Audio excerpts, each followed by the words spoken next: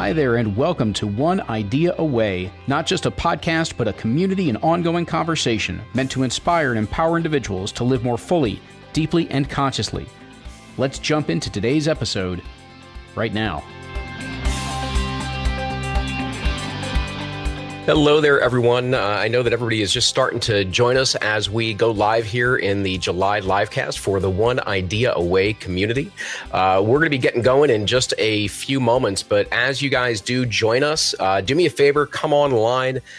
Drop us a note in the chat. Let us know that you're here. Let us know where it is that you happen to be joining us from today.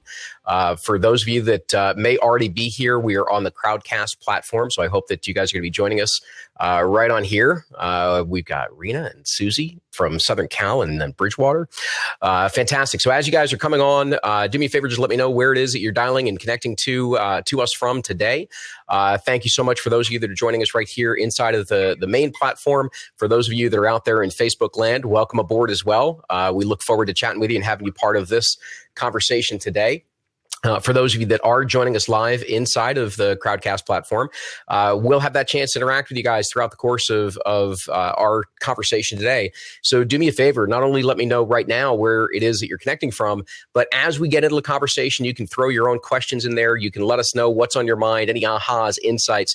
Let us hear it throughout the course of this interview and a conversation that we're going to end up having, so that we can just kind of see what's on your minds out there. And if we have that chance, I'm going to slip a few of those questions into our interview and conversation today as well, to see what it is that we can answer for you. And so again, for everybody that is just joining us, I want to welcome you to the July livecast for the One Idea Away community. I'm your host, Luke Iorio. We're going to get going officially in just a little while. For those of you that are just beginning to join us, thanks for going on to the chat. Let us know where you're in from. We've got California, New Jersey, New York, more New York, St. Paul, Minnesota, Miami. Fantastic. Everybody connecting from around. Do let us know where you are, because I know that we not only have an audience here in North America, but I do know that we have some that are connecting all the way around the world. So let us know where you are connecting from. And Sebastopol. I don't know if I pronounced that correctly, Aaron, but thanks for joining us in there. Yes. All right, cool. I got it. And otherwise, guys, we're going to kick off in just another moment or so officially. But as you are joining us, continue to meet and greet on the chat board. As I just mentioned a moment ago to the people that were already online with us, the chat is going to give us that chance that you can share out the ahas, share your insights. Do me a favor, drop your questions there as well. And we'll see if we can slip those into our conversation. But I do want to thank you for being here on the July livecast for One Idea Away. We're looking forward to kicking things off in just a moment. We're going to give it just another 30 seconds or so. And then we'll do the official beginning. And we got Delaware and Georgia and Boston. Fantastic. I want to thank everybody for joining us as well. And what do you think? Amanda, Carolyn, you ready? Yeah. Good to go? All right, let's do official. All right. So everyone, I want to thank you very much for tuning into the July livecast here on the One Idea Away community. We're going to be getting into a pretty interesting topic today. The way that we framed it was when what you wanted isn't what you want. Because I think it's something that's very familiar to a lot of people that are out there right now. Is very often we tend to go down this path. We travel our journey. We head in a specific direction, a goal, a vision that we have for ourselves.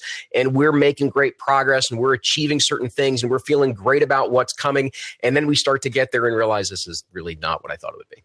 And we begin to realize that some of what we are up to in life, at times we realize we may not love it. We just loved the idea of it. Or we thought that it was something that we really, truly wanted. And as we begin to experience, we recognize that something's missing. And so that's going to be underlying a lot of the conversation that we do have today.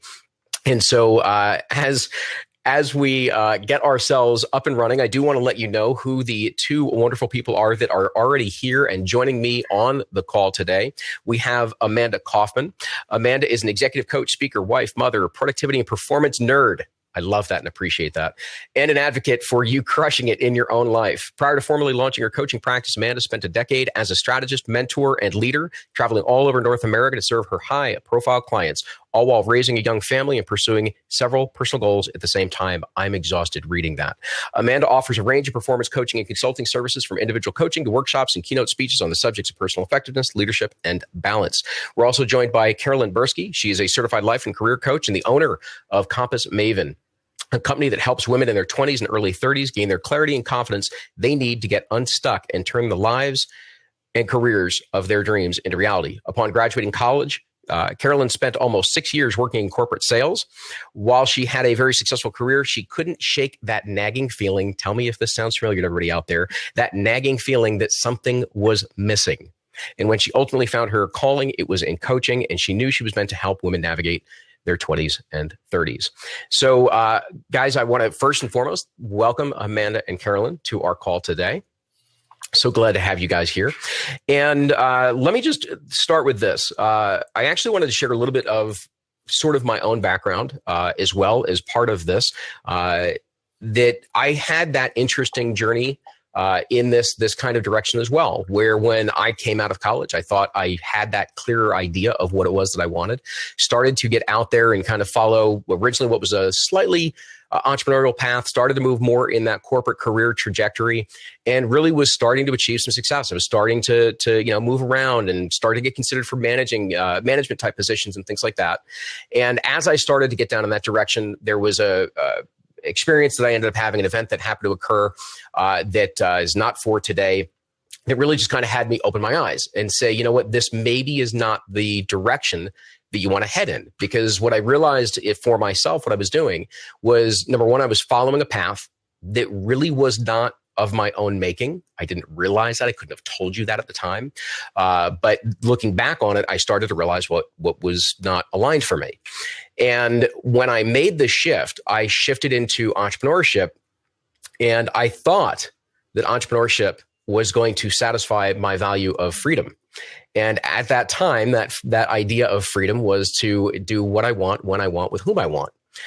That is really not at all what entrepreneurship will bring you. As both of my guests here can attest to. It is a very, very different path. And so it actually does not bring you that. And as I started to head down that path through a couple of different endeavors, ultimately actually what also led me here to IPEC and now creating One Idea Away with IPEC, was down that journey. And it was in that idea of still achieving a certain type of definition of success, a definition of freedom, that was really, again, not what I actually wanted. So even as I started to achieve a little bit of that freedom, meaning getting a little bit more space, a little bit more time, yes, a little bit more money, these things started to line up. And I started to step back and say, this is still missing something. This is actually still not what I'm looking for. Now, what I had done was I found a more palatable environment that was more aligned in many respects to my values, but I was still carrying around some old expectations and some old definitions with me. So I was in a new environment, but still trying to achieve success the way that I had previously. And I was still doing things and operating and going after things from that standpoint of achievement. And of course, as many of us know, I've referred to this actually in the past as the happy when syndrome, meaning that I had this belief that I would be happy when I achieved this, when I accomplished that, when I got this in my life. And you were absolutely happy for almost 3.5, maybe 4 full seconds. And then you realize that that's really just not what this is about. This is a totally different way of engaging.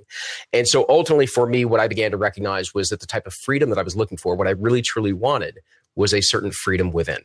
So I wanted to be free from the ways in which I was limiting myself. I wanted to be free from the things that prevented me from connecting at a deeper level to others, as well as connecting at a deeper level to myself. Today, I probably wouldn't even call that freedom. I'd probably look at it more as peace or joy. But as I started to get more nuance in the definition, as I started to get clearer as to what I was really, really, truly after, what was behind it all for me, that allowed me to really start recreating things.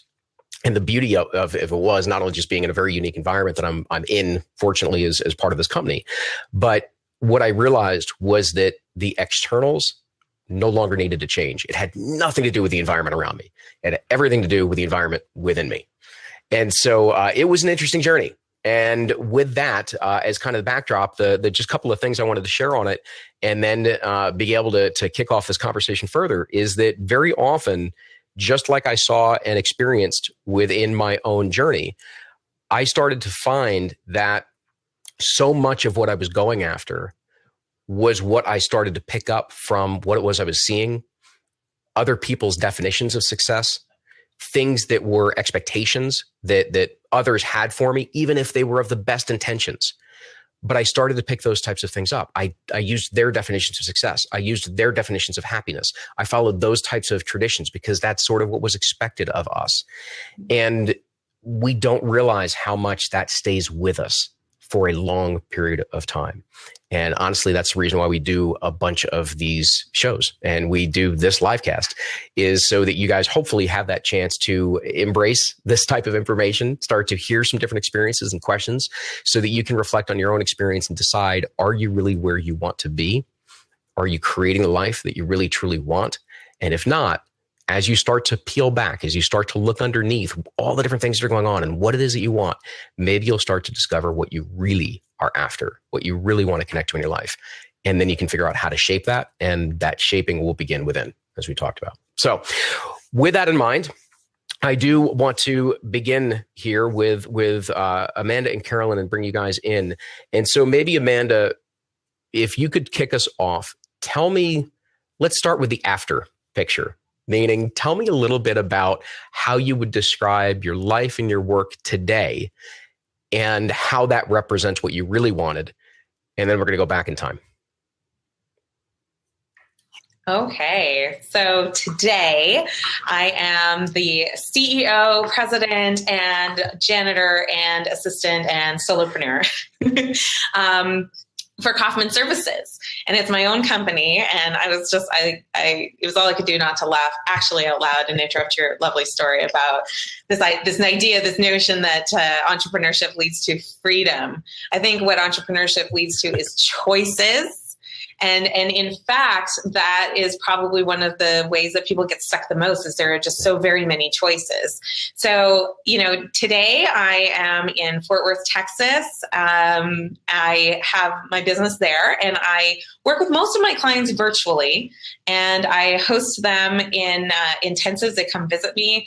Big part of my business, my practice, is being out in the world, doing networking and connecting. And I have a very comprehensive personal development program at Kaufman Services.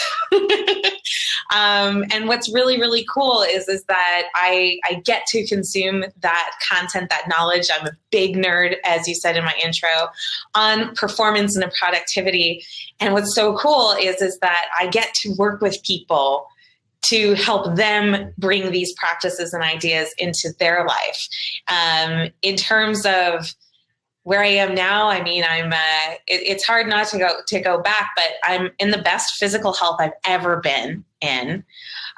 Emotionally speaking, there's highs and lows with everything. I've never had such sustained highs, right? And in terms of the lows, they happen, right? But what I've noticed is the depth of them is not as deep, and the length of them is not as long. And, this is coming from the perspective of someone who has had the experience of multiple years with chronic depression, right? So yeah, that's that. And I've got 4 kids. I'm married to the same guy. I really like him. And, that's pretty much my life. In a moment, we're going to step back to the before picture because I really want to be able to nail back down into that idea of how different things were. And we're going to talk about the journey. Before we do that, Carolyn, I'd love to still obviously hear from you as well. Give us a little bit of that after picture of where are you now and what is it, how does that represent what you really wanted? Yeah. So similarly, I'm a solopreneur.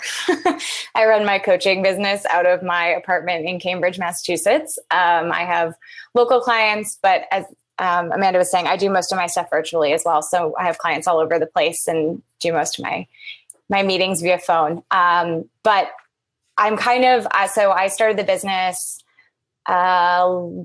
almost 2 years ago. October will be 2 years that I took the leap and did this full time. And so I'm in this place of, I've kind of figured out what works for the most part. And there's still the learning and figuring out where I want to grow this from here. And as Amanda was saying, there's all these choices that come up that you have to make decisions and you're the only one making decisions. And so it's been a real learning experience in patience. I think I'm becoming a more patient person. I've always been a high achiever and had really high goals for myself and hit them and on to the next. And so I'm kind of in this place where I'm like, I feel like I'm fully into who I am as a person.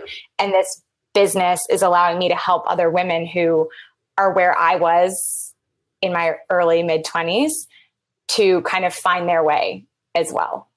Excellent. Does that answer your question? It does. It does. And, it's one of the things, it's a bit of an aside. We're not going to totally go into this one today, but you will hear it. There's an aspect of entrepreneurship, and I've mentioned this to clients through the years. Entrepreneurship to me is one of the greatest crash courses in personal development you could ever put yourself through, because whatever your baggage is, whatever your issues are, they're going to come up in entrepreneurship because the spotlight is always on you. We'll see how that comes out in the conversation today, but it's definitely there. Before we do that though, and maybe Carolyn, if you could start us here take us now back in time. Meaning we're painting these nice pictures of where things are today, what things look like for us at this point. But obviously that is after a very significant journey that we have each had our own respective paths on. And so I'm curious, when this kind of journey started for you, when you came out of college, is it where you had a very successful career? How did you go about, choosing what you were doing at that point, and how did that align around the goals that you thought were important to you at that moment? Yeah. So it's really interesting. I think I've had I feel like I'm on my third career almost. I'm 30. So I'm still pretty young in terms of, the general workforce. But I, in college, thought I was going to be a therapist. Like my whole life, I loved helping people. And so the only kind of job I knew that existed when I was going into college was become a therapist. And so Psych 101 immediately as soon as I started school. And that was my plan. And then after working in a psychiatric hospital for a few summers, doing outpatient work, as I was about to graduate, I got to this point of, I don't know if that's really what I want to do. And I need at least a master's. I'm burnt out on school. I want to go work and be an adult, whatever that meant. And so, okay, now what do I do? So I kind of see that as like my first career, even though it was really internships, but it kind of made me realize that this path that I was very set on was not totally right. Okay. And so I ended up going into sales, honestly, because most of the adults in my life told me I'd be really good at it. And I had the personality for it. And I really liked relationships. And I wasn't sure what else I wanted to do. And so that's kind of how I dove into that. Once I got into it, I really thought that was going to be my career long-term. I always had this maybe I'll go back and get a counseling degree at some point, but I don't know, it's on the side. But I really dove in and was like, I'm going to move up the ranks and become a manager. I want to become one of those very few women VP of sales at a tech company and show that I can do it and be that leader for other people. When you were in that type of position, like you said, you even had it in your mind that this is probably my career path. That's where you were at that moment. What was it that was working for you at that time? What led you to say, yeah, this might be it? Yeah. Well, one, I was really good at it. So I was a top performer right away. I hit my numbers. I made great money, which was definitely hard to walk away from, starting a business from scratch. And I had really good relationships with my clients. So I continued to kind of build relationships that as I went to other companies, people would still reach out to me on LinkedIn and want to work with me or say, hey, I have this question. Can you give me your advice? And I still have, I've been in business almost 2 years on my own, and I still have people reach out to me on LinkedIn saying, hey, I'm looking at this product. What do you think? Right. And I'm like, I've had a total switch, but I built this trust. And so it kind of, a lot of it worked for me, if that makes sense. The grind of it did not. The resetting every month in the way that needs to happen in a sales organization did not.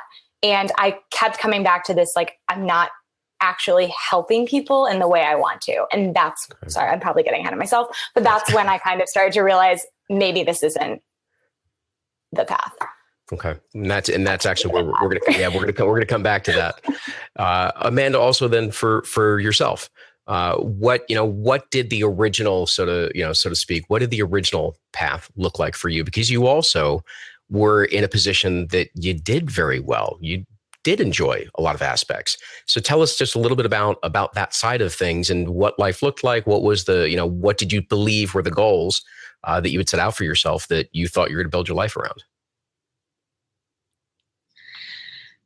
I've realized actually in this conversation something about my own values. And one of the things that I really value is choice. I really value choice. And so I completed a degree in chemical engineering, and I had that big choice at the end of the degree. Where do you go next? And I applied to 148 different jobs because I had the great fortune of graduating right just as the recession was happening. And this job opportunity came up to be what was the title? It was a implementation analyst for SAP, and I didn't even know how to spell SAP, but I was like, okay, well, what is this about? And as I went through the process, it was like, oh, I get to do all this learning, and there's all these different projects. You put me on different projects? What? All these choices. So I took that job because, it seemed like it had the most options available to me. And when I think back, becoming a chemical engineer, it was the same thing. I felt at the time of all my different choices, I knew I wanted to be an engineer. Which one? Well, chemical was the most flexible. I had lots of choices in there. So as a consultant, I worked for 10 years, and I would just sort of pick up these breadcrumbs. And there was so much of it that I really loved. I got to work in really cool companies, even though I was super young, right? I got to change up the projects, which kept things pretty invigorated. I got to use a lot of the skills that I had to crush it on my goals and everything. And people were receptive to it. There was a lot about it that I really, really loved. And it's kind of funny because partway through the consulting career, I actually had some major burnout happen because I got really excited about that work and I pushed myself. I became a workaholic. And so physiologically, that's what triggered into that depressive state. So I ended up, again, wanting to create choices for myself. I ended up addressing that. And one of the big things that I did was I fundamentally shifted how I approached the consulting career. And so in doing that, I was able to travel 4 days a week, every week for 7 years and, really have great performance outcomes and help my clients do really cool things. And I discovered that one of my ninja things I was great at was getting into a private one-on-one conversation with a person and understanding what was blocking them from success. Coaching. And I loved it. And, it was good, but the thing is I only spent like 10% of my time doing that. I want to step back for a second because I think both of you mentioned some key things that are part of what leads to then some of the discoveries and transitions and everything else. Now, Amanda, you described it as the burnout period that you went into, and I think it's interesting because you describe it from the standpoint of you were so excited about some of the things you were doing, and I'm just kind of curious if you could talk a little bit more about sort of what were some of the signs of what was really going on. And I also have got to ask is that sometimes when we do get excited, but we over engage in what we're doing, we may also be doing it to either overcompensate for other things, or there's something else that might be going on that's driving us to just completely throw ourselves in over the top. And I'm just wondering if you could speak to that burnout phase of what you went through and what you were seeing and what was going on for you at that point. Yeah. Knowing what I know now. So much easier. Because hindsight's 2020. I think that a lot of what was going on was imposter syndrome. I was afraid that people would find out that I was actually this girl from the sticks in northern, Arctic Canada from nowhere. And who was I to be there and do what I was doing? So I had to over deliver all the time. So I never let an email go unanswered. I never didn't follow through. I never didn't over deliver. And how that manifested was I'd be on site working, you got to get gussied up as a consultant at 7 a.m. and I would never leave before 9 p.m. and I would work 30 hours straight. So like, you'd think that would clue me in that maybe things are a little out of balance. But the thing is that I was really impassioned about it, and I did get rewarded for it. And I told myself the story recurring that it'll get better soon. And, it's just this push. It's just this one more time. And, knowing what I know now, that's kind of addictive language, isn't it? And so, right. And so what ended up manifesting in my trigger, and I share this, with love, if you are a person who is working that hard that you have to sleep all weekend, and that's your normal weekend, and that's how you're coping, that's a good sign to maybe see if there's someone that could help you and talk through what's really going on. Because it really literally took me not getting out of bed on the weekends for 6 months after being married, getting huge raises, getting like a really cool pink car. Like, there were so many things externally that were really, really cool in my life, and I didn't want to engage with it. That's a great one. And I think even that description of, well, things will get better soon. And, you make the comment that there's part of that's the sort of an addictive behavior. It's one of the patterns that I see for so many people. That addiction it's the craving mind. It's the clinging mind. Why? Because we want to hold on to what we know and what has worked in the past. And we hope that it's going to be the same. We hope that it's going to work out again.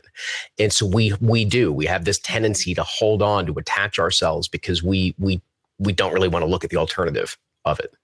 And so, Carolyn, for you, I think you reached some of that transition in a different way. It was something just before we went on air, Carolyn, you mentioned something really interesting, that you probably stayed a lot longer because the relationships in what you were doing were great.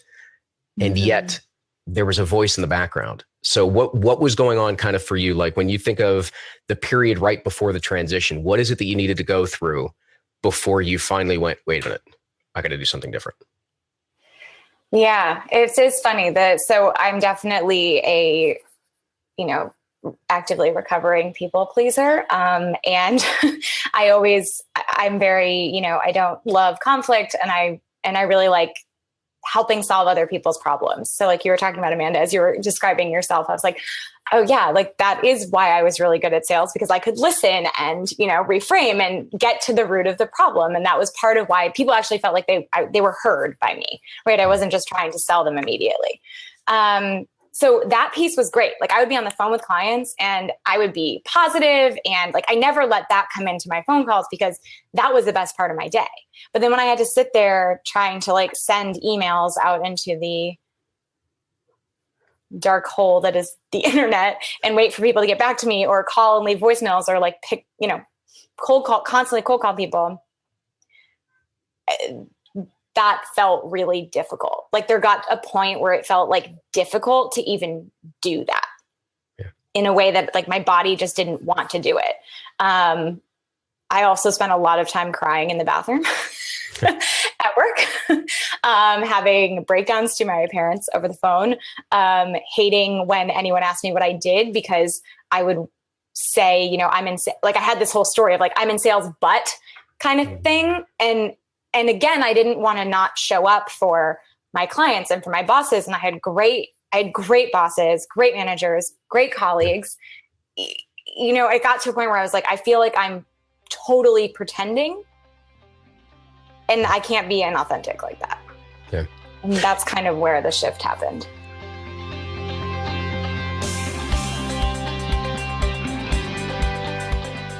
I just wanted to pause for a moment and do two things. First, I wanted to say thank you. So many of you have been sharing and starting your own conversations, adding reviews and ratings, and just been really a great group of listeners engaging in these conversations and moving them forward. Thank you, because that's why we do this. Secondly, for those of you that are not already getting in on the action, or for those that have started to engage but you haven't yet experienced that full access, I did want to invite you to join that.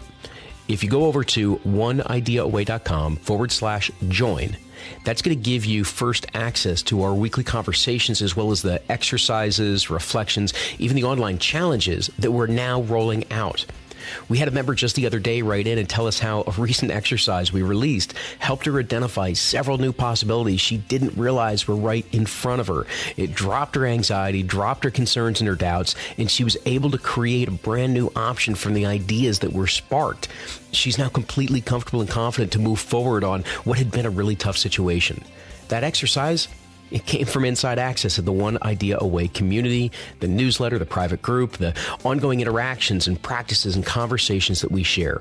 So I hope that you're going to join in on the fun and use it to connect to the peace and the joy and the confidence and support that'll help you create and experience the life you desire. Again, just go over to oneideaaway.com/join. And I really look forward to connecting with you inside the community.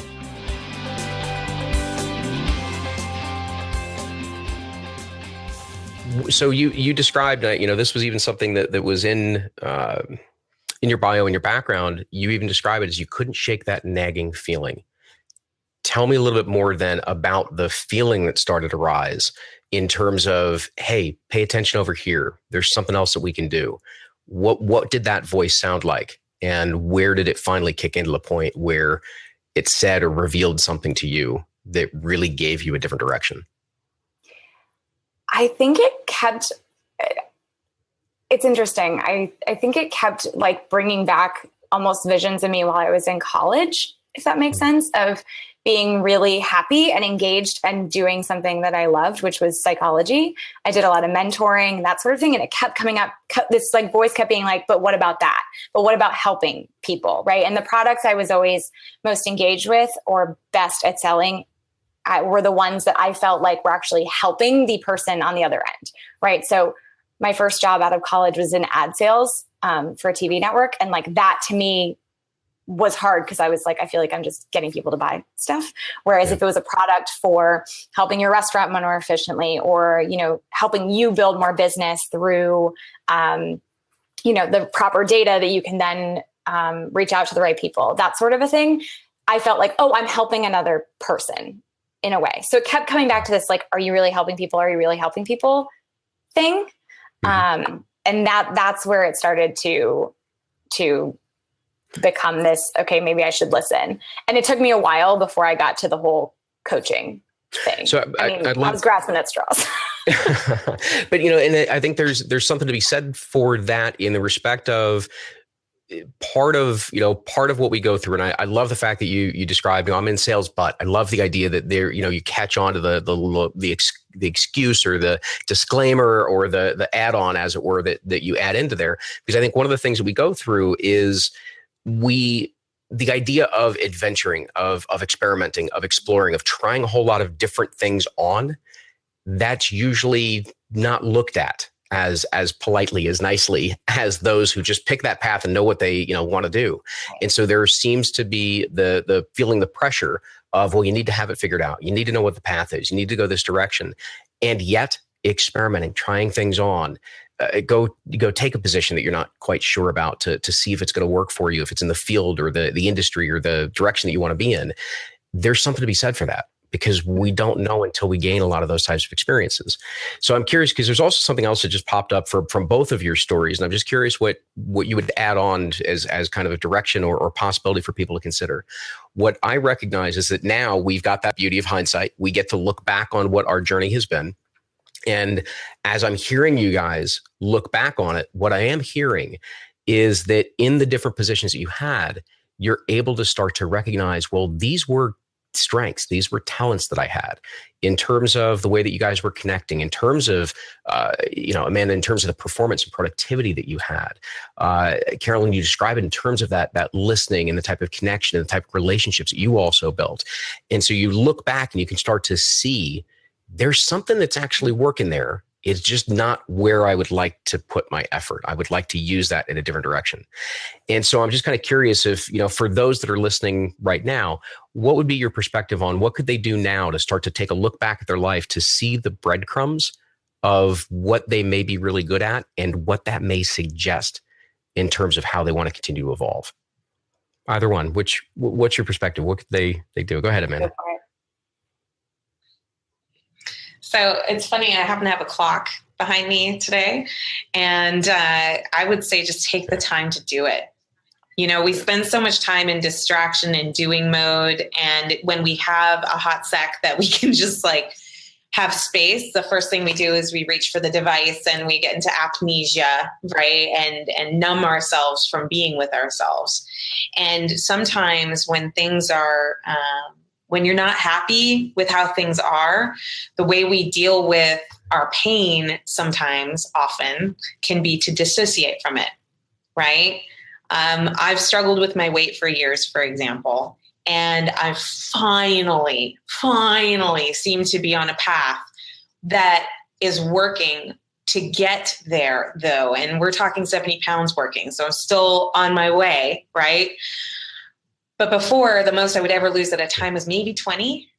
And the reason I'm convinced the reason is that I learned this little tidbit, and it is that our capacity for processing pain is finite. We only have a certain amount. And then after that, our brain does us a favor and numbs us from it. And we dissociate from it. And so I would say to look for those breadcrumbs. The very first step that you can do that's not special, it doesn't require you to spend any money, is to just pause and reflect. And back on the time thing, notice the things that when you do them, you forget about that clock, right? I'm not talking about amnesia, but I'm talking about when you're engaged in something, you're contributing to something, and you keep running over because you forget that you're even doing it.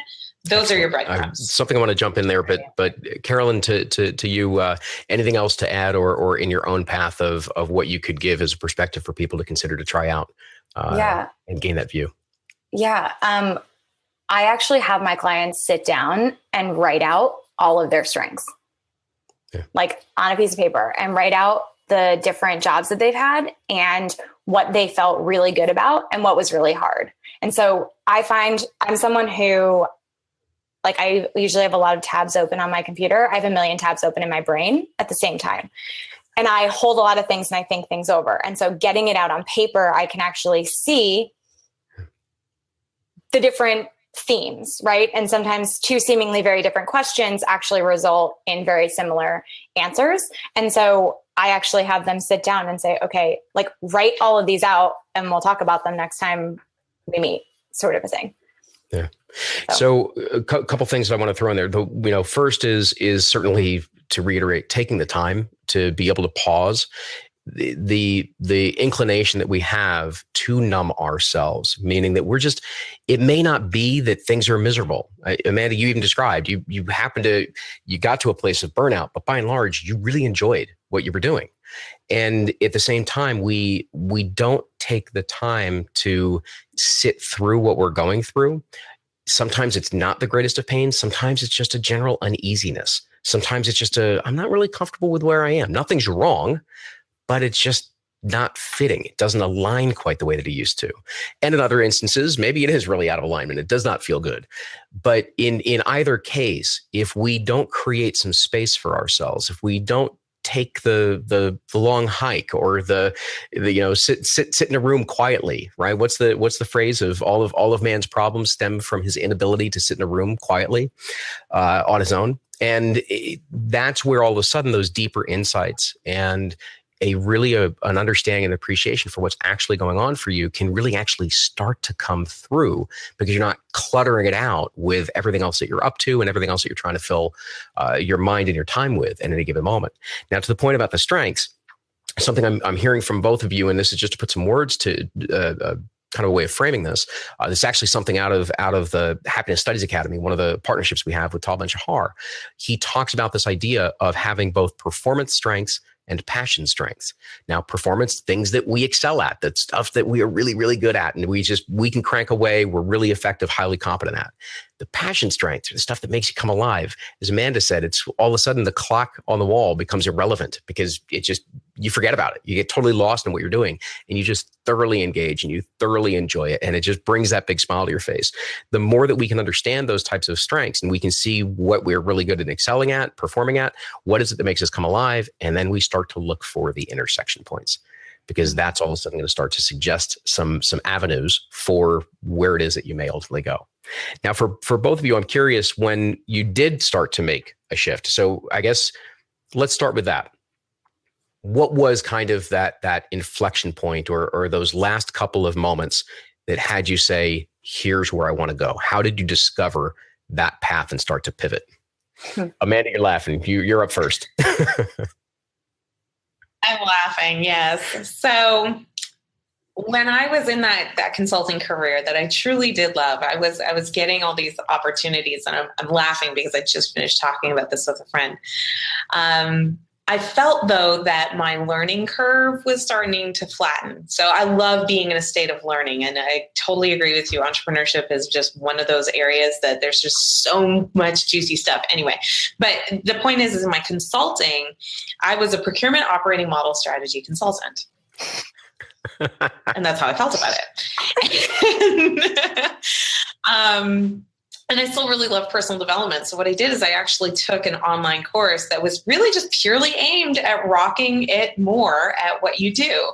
And I was like, well, that's interesting, because most courses are, to get you to some specific goal in an aspect. And this was just to generally rock it. And it also included tickets to a seminar.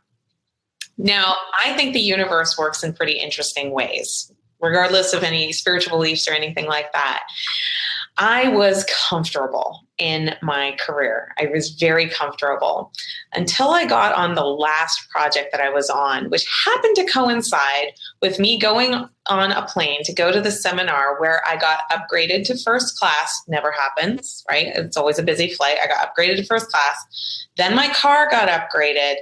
Then my hotel room got upgraded. Okay, as a consultant traveling every single week, I just have to tell you that the odds of all three of those things working out like that, super, super nil. Meanwhile, I was on a project that it went from 10% of that coaching time to like negative 10%. It was completely taken off my plate, and everything got incredibly hard. And it was at that seminar that I got challenged by people around me who said, "What do you do for a living?" I said, "Well, I'm a procurement operating model strategy consultant. I'm a world expert, actually." And they were like, "Oh, really? Well, what do you like to do?" And I said, "Well, what I really love to do is I love to help people crush it." And I got really animated as I was talking about it. And this one person was so cheeky. They were like, "Well, why don't you do that?" What? So that planted the seed. A few months later, I think it was maybe 2 months later, I hired my first business coach. And so the one thing I will just add then to everybody is listen and look around, because there are signs and sometimes big flashing neon signs, or even a person telling you exactly what you need to see. So just be on the lookout for it. Carolyn, how about for you? What was it that was kind of that sequence that put it all together where you could see where it was that you wanted to go, because you were trying things out? Yeah, Amanda, I love that. That's so good. I had some similar things when it was time to finally quit the job and start the business. But what got me to coaching in general as a career path. So as I was saying, I was kind of grasping at straws at a certain point. I knew I didn't really want to do what I was doing. I was trying to figure out a way, could I get into a management position and like be happy there, sort of thing. At one point I was like, maybe I should be an interior designer. Like, I really like helping people. Like, literally, I was like, how can I help people? That didn't involve going back to get like a master's or PhD, because I knew that wasn't totally the right thing. And there's a networking group that I belong to called Elevate. They're all over the country and globally as well. And they run like what they call jam sessions, and they're like basically webinars. And there was one that was called, I cannot remember. It was something around like 3 ways to live a successful life or something. And I was like, I need to take that. And so it was run by a life coach, and I had no idea what coaching was. I'd been in the like psychology realm thinking I would go be a therapist. I'd never heard of coaching. I was 26 at the time, I think. And all of a sudden, like during this webinar, I was like, this is a profession? Oh, and it was this like light bulb of like, well, maybe this makes sense. Maybe this is the thing that I've been missing. And so the practical person that I am, I got myself a coach to make sure that I actually enjoyed the process before, diving full in and saying, yeah, I'll, get a certification, all this. And I immediately loved it and realized that oh, okay, yeah, this is what I think I want to do. And so then that's when I enrolled in IPEC, and I was still working in sales full time. And actually my plan was to move into sales management and use my coaching skills in that capacity for, 3 to 5 years until I felt comfortable starting a business. And then, as you were saying, the universe tends to line up things for us that I could no longer ignore, which led to me having a very frank conversation with my CEO and telling him, I really want to go start this business. And he was like, go do it. And everyone was super supportive and amazing, but it took a series of things getting difficult and getting in my way and saying, okay, I think it's time. This little Band-Aid of sales management you're telling yourself isn't actually what you want. You need to go do the thing. So you sort of described the part of this answer to the question that I wanted to ask. So let me pose it first to you just to see if you want to elaborate on anything, and then over to Amanda. Even when we start to discover what it is that we think we want to do, and we start to see that it might be able to align, we start to see how it can help us come alive, we still need to muster the courage and the confidence to actually make the switch. And so, Carolyn, you sort of started to get into this, but what was it that got you to the point to go have this conversation and then say, yeah, you know what, I'm out of here. I'm going to go start it now. What mustered that courage and confidence to finally make the jump, to make the leap? Yeah. It was a series of things that, things were changing within the company I was in. And I kind of wasn't sure that the path, I kind of realized the path I wanted wasn't really what I wanted. Yeah. And so I originally talked to my boss about it and kind of was like, I'm going to do this eventually. I don't know when, like soft conversation. And then, a few people left and just stuff started happening that I realized, okay, I think this is like a good time to go do it. And I literally kind of just found myself in a conversation and was like, well, you know what? I'm not going to pretend everything's fine and then 2 weeks from now give my notice or something. I'm just going to be honest about it right now. But I think the things that really held me back were, I was so scared. I was 28. I thought I would, start a business at some point. Both my parents were self-employed. I kind of had that as like this is something I'll do when I'm in my 40s. And I was walking away from a great paying job and great coworkers and all of these resources and perks. But it was that like, I don't even know how to describe it. It was a very physical feeling of like, you need to go do this. I can't really describe it other than it was like physical. It makes sense in the regard, and I only from my own experience, and Amanda, I'm really curious about, I'm going to paint a picture of the scenario you were in, but because I think there's some interesting similarity here.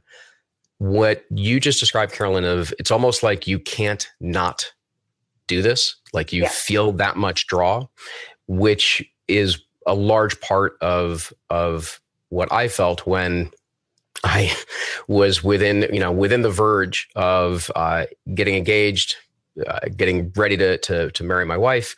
I come home right before we're getting engaged and I say, hey, I quit my steady paying job and career path and I'm going to go start something that is commission only. And it'll take me about 6 to 8 months before I even see that first commission.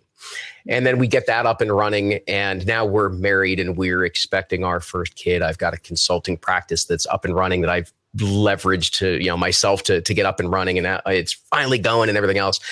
And we have our daughter born. And I think it was 2 months after my daughter was born, I came home again and say, yeah, I'm going to close that business. I'm going to go do something else, and just keep shifting throughout this process. But it was this pull, it was this draw from feeling what was in alignment, both in terms of values and strengths and a whole bunch of other things that I started to really, truly discover that I wanted. Now, Amanda, for you, I'm curious because you've similar, interesting, position here, right? So you've got the family, you're flying around, you're making a really good income. So there's nothing more that a spouse wants to hear is, hey, I know we've got young kids, but I'm going to leave this income behind and go start something completely new and completely different. How did you muster that courage and confidence? How did you know this is now it? I'm going to make this leap. I got clear on what was really important to our family's happiness. And it turned out that me being on a plane wasn't a problem. We managed it, right? But that wasn't making us happy per se. And me being a consultant wasn't making us happy per se. Having the income, that made us happy, right? Because that allowed us to have childcare when we needed it. It allowed us to have the house we wanted to live in. It allowed us to, my husband is a divorcee. We have certain financial obligations. There's reality in money. And I said, well, I got clear that really they wanted me, right? And they wanted lifestyle. And we had definition around what that lifestyle was. And so I got clear on what I wanted to do. And I then proceeded to excuse my way out of doing it for a ridiculously long time. I put all my consulting nerd things in place. I had big spreadsheets. It was crazy. Trying to calculate and predict my future that this thing was going to work.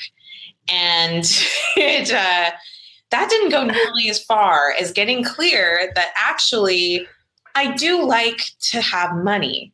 And there were a lot of limiting beliefs I had about a coach's capacity to earn and a productivity's expert's capacity to earn.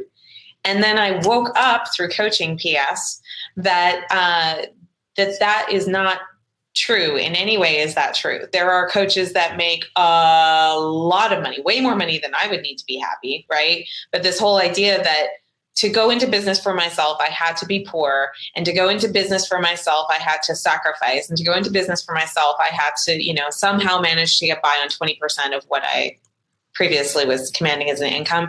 And also just being clear that I do love performance. And one of the things, I know I'm talking about money a lot, and that might make some people uncomfortable, but one of the cool things is that money's measurable. So if performance is a thing that motivates you, then that might be a thing. And I think I spent a lot of time denying that it was, because I had all kinds of other ideas about it. And the truth is when I just got really clear that actually money is totally neutral, and I am motivated by performance, and I do love having choice, and I do want to be around my family more. And then it's like, well, what I had to do, the choices I needed to make became so much clearer. You bring up, so I'm glad that you bring up the aspect around money in that regard, because it's one of the things a lot of people face is that they start to get clear on where it is that they want to shift, but working through how are we going to deal with the money situation? How are we going to navigate through this is usually a major, force to keep you right where you are. But what you also highlighted, and I think this is another, kind of key there, is you went through a process to really take a look at your beliefs, to discover, wait a minute, what's real, what's not? What might this look like? What could this look like? What are the options? Let's think it through. And I think that's where, unfortunately, because we find ourselves, I'm curious just for either of your thoughts on this, we find ourselves in a position that when we are not happy with where we are, we see where it is that we want to go, but we recognize the sacrifice that may come, and money is tied to that. We don't talk to people about it. We don't go to our friends and say, hey, I'm really thinking about making this switch and totally disrupting my life and doing something that people are going to think I'm crazy for doing. We don't go talk about it. We stay in isolation. We hold ourselves back. And what you both actually describe, having gone through, in this specific instance, coaching type of processes, to really be able to investigate that for yourselves and to challenge many of those beliefs that may be there holding you in the status quo, as opposed to creating some very good disruption for yourself. Anything to add to that part of the experience? I actually just saw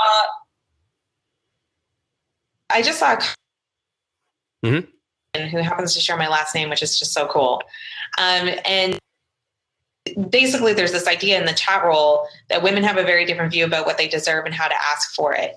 And I actually want to challenge that idea too, because my husband, who's also a coach, you know what? He's stuck in a job for so many more years than I did that didn't give him fulfillment for the same exact money reason. He felt responsibility to earn money. So maybe it might be different about whether they deserve or don't deserve, right? The idea is just challenge the idea. right? Challenge the idea. Do you have to be the one that's the earner? Do you have to be the one that's not, right? What has to be exactly? So anyway, I get passionate on this topic. So I guess, we're starting to draw to the close of our conversation. And what would you say, maybe this is something that you went through from your own experiences that you could speak to, but then certainly even from your own perspective of expertise in the work that you guys do with your clients. How is it that you get really, truly clear on what you want in life? How do you really, truly get clear? And how did it either work for you guys, or how is it that you now approach that with your own clients so that they can really, truly see this is what I'm after? Go ahead, Carolyn. I think it takes a lot of practice, and it's a constant practice in discernment. The things that I do when I know I need to get clear and I'm not necessarily sure right away, I meditate. I mean, the name of my business came to me through meditation. The entire services page of my website, I finished meditating and literally wrote it out, barely any edits, right? Things just kept coming to me. And so when I'm kind of stuck, even now, I'm like, okay, let's go back to that. What works, right? Listening. Synchronicity is a real thing. Things line up. If you're noticing that you're getting upgraded constantly, right? Or you have a conversation with another person and then the next person, totally different from that person, has a similar one, right? And you find that you're hearing something over and over again, listen to it and think about what might that actually mean? And it may mean the exact thing that was said, or it might mean something different and you need to explore it. But I think getting quiet and listening are the two biggest things. There's a word I want you to go back and explain a little bit, because you used, I think, a very intentional word of discernment. Can you explain why you used that word as opposed to others when it comes to getting clarity? Yeah, because I think it takes a lot of trial and error. And I think that you're constantly kind of, I don't know, at least for me, looking at a lot of things and trying to decide which one is going to feel best, and trying on different hats and trying on different feelings. And so to me, the process of figuring that out is discerning which one is the right, quote unquote, right thing for me in this time. So getting some of that space, having that pause, using meditation, things like that are part of what enable you to discern which are the ones that really truly align and resonate with you. Mm-hmm, exactly. And the piece that I pick up out of that is that very often we begin to bring judgment into what it is we're doing. So to me, when you describe discernment is something that is a very objective type of process. And it allows us to start to maybe hold things a little bit more at arm's length, to look at them from a lot of different directions. Whereas when we have judgment in the way that I'm using it, where we label things as good or bad or right or wrong, there tends to be a bit more of that attachment or that clinging or that holding on to. We tend to get caught up in some of those beliefs that may not be serving us, all from that standpoint. So I wanted to highlight that discernment is a really, really, really critical piece of this. And it does take time to go through that peeling back process. Amanda, how about for you? How is it that either you discovered this or even based on your own expertise, the work that you do, how do you help clients get really, really, really clear on what they really, truly want? So I agree with everything that has been said here. These are all fabulous, fabulous ideas. And yes, agree. And I think I'm going to get t-shirts made, because I'm constantly saying this to my clients, is don't allow speculation to be the death of your progress. So good. So good. Don't allow speculation to be the death of your progress. So I know, okay, engineer, calculator, consulting, spreadsheets. I came up with no less than 1,500 different ideas for how I could actually hang out my shingle and start my business. It was immensely insane.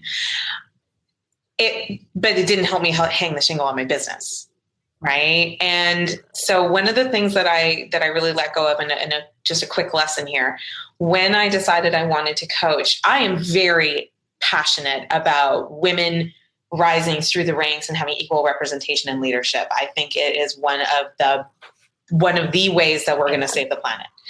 And right.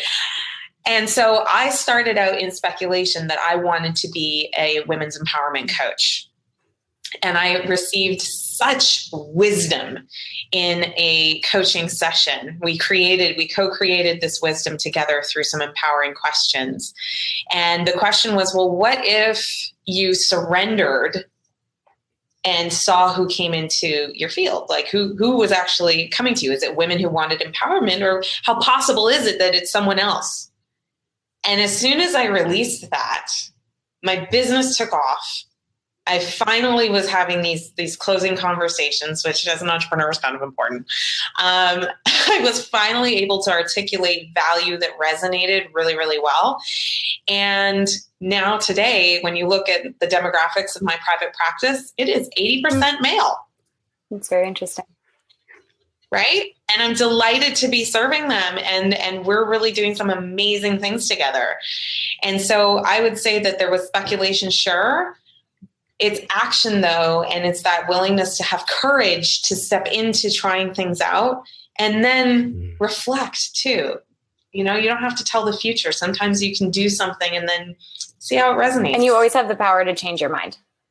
I think that's the other piece. Like when I finally was like, okay, I'm going to go do this and I'm going to quit my job and I'm going to live off my savings account, you know, and just try this and try building a business. I also knew that, you know what, if it doesn't work out the way I want it to, I will come back. I'm a very hireable person, and I will come back with an additional skill set that I didn't have before. So, and if this ultimately isn't what I want to do long term, that's okay. I can keep changing. I have that choice. And I think that's another thing I help my clients with is like so many people feel like they're stuck and they cannot choose a different option, but you can, even if it's in small increments. Outstanding. So I want to thank Amanda Kaufman, Carolyn Barsky for being here, guys. You were absolutely fantastic. I want to thank you for sharing your insights, your experience, your expertise, everything that you had to offer to the listeners today. Thanks for having us. Absolutely. Thank you so much. This was fun. So everybody, I want to thank you for tuning in to the July livecast here on One Idea Away. I do have a couple of things for you. Number one, we are running right now the 28 Days to Connection Challenge, something really, truly actually about how is it that you get better connected to the moment? How is it that you get better connected and declutter your mind, declutter your heart so you can get really deeply connected to who you are and to what you really truly want in life. If you do want to check that out, you can find it on the One Idea Away website. You go to oneideaway.com/28-day-challenge. And you can find it there. You can also find it up on our Facebook page as well. Also, next month, we are going to be back here again on August 21st at 1 p.m. Eastern that time. And we've got a very interesting conversation coming up around the impact that community has on our well-being. And we're going to have a couple of special guests for that one as well. We've got Aaron Kalo of Conscious Circles. He was also previously a partner at Conscious Company magazine. He's going to be sharing some of the things and the impact that he is having and seeing within the communities that he works within. And then we're also going to be joined by Tal Ben-Shahar of the Happiness Studies Academy, who very specifically has been studying the effect very directly of community on our happiness, community on our total well-being and our whole being. So it's going to be a very interesting and unique and lively conversation that we're going to be getting into. Otherwise, guys, I think there's a tremendous amount of takeaways that you want to go back and take a listen for. There's a lot for you to be able to step back, to just as we've talked about, you heard it several times today, to take that time to pause, to reflect, then go out and try some things on based off of those insights, have some new experiences, and then step back again to be able to reflect. Because the more that you go through that process, the more you'll start to be able to elicit, oh, these are really the strengths that I love using, not just that I'm good at, but I love doing these types of things. That's going to start to reveal to you some of the things that matter most to you, meaning what it is that you value inside of this life. And the deeper that you get into those strengths and then into your values, you're going to start to peel back and realize this is what I really, truly want. And you're going to discover how it is that you can create that and align that with the life that you've already built for yourself. It just might take some tweaking and adjusting, or you may find it does require change. And even if you make that change, it's fine if it doesn't work out right away. You can keep on changing and keep after it. And so with that, everybody, I want to thank you once again for tuning into the July livecast on One Idea Away. I will connect with you guys next month. Thank you.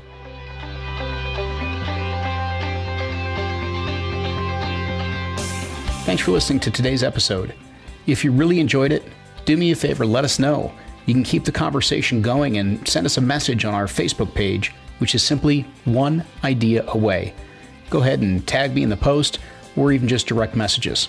Also, I would be incredibly grateful if you could share this episode along with someone that you believe could benefit from hearing the ideas and the messages that we got into. That's pretty much why we do this. So you can just go ahead and share it from your app or email it along, whatever works for you. The point is to share, to talk, to discuss, and keep the dialogue going, because it's in those conversations that ideas can take hold and create profound shifts in perspective. That's what allows us to live life more fully, deeply, and consciously. As always, we would love to see you post a review for the podcast in iTunes or whichever app you're using. And until next time, remember, you're never more than one idea away from a whole new reality.